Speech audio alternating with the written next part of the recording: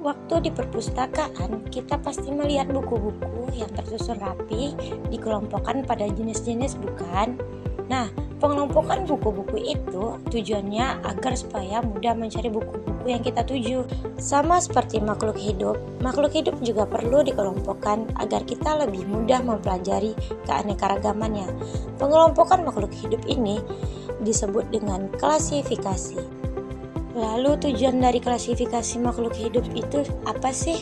Nah, kita simak sama-sama ya. Tujuan yang pertama yaitu untuk mendeskripsikan ciri-ciri pada makhluk hidup. Nah, yang kedua yaitu mengelompokkan makhluk hidup berdasarkan ciri-ciri yang dimilikinya. Yang ketiga, mengetahui hubungan kekerabatan antara makhluk hidup. Yang terakhir ada mengetahui evolusi makhluk hidup atas dasar kekerabatannya. Nah, itulah 4 tujuan kita mempelajari klasifikasi makhluk hidup.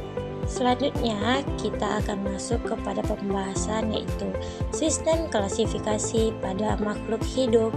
Ilmu yang mempelajari tentang klasifikasi ini adalah taksonomi, yang dimana klasifikasi itu dapat dilakukan oleh siapapun. Nah, tergantung dasar klasifikasi yang digunakannya.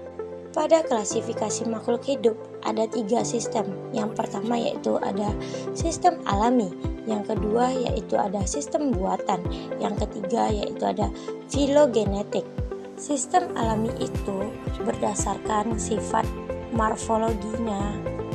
Jika kita lihat pada contohnya yaitu hewan berkaki 4, hewan bersayap, dan masih banyak lagi contoh-contoh yang lainnya. Nah, kalau kita lihat pada sistem buatan dibuat dengan tujuan yang praktis. Misalkan pengelompokan makhluk hidup berdasarkan kegunaannya. Nah, tanaman jahe dan lidah buaya dikelompokkan sebagai tanaman obat, sedangkan pada tanaman kaktus dikelompokkan sebagai tanaman hias. Pada filogenetik itu berdasarkan sistem kekerabatan antar organisme. Dalam melakukan klasifikasi makhluk hidup dikelompokkan dalam suatu kategori tertentu secara bertingkat.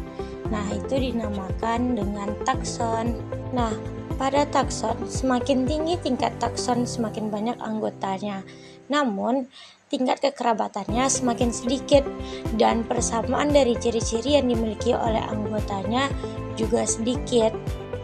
Nah, ini dia tingkatan pada takson hewan dan takson tumbuhan. Nah, jika kita lihat pada takson hewan, itu ada tingkatannya yaitu ada kingdom, phylum, classis, ordo, familia, genus, dan spesies. Nah, pembedanya dengan takson tumbuhan yaitu di diviso, yang dimana takson hewan yaitu ada phylum dan di takson tumbuhan yaitu ada diviso. Nah, yang lainnya itu sama tingkatannya. Nah, itulah pembahasan kita mengenai klasifikasi makhluk hidup. See you the next video.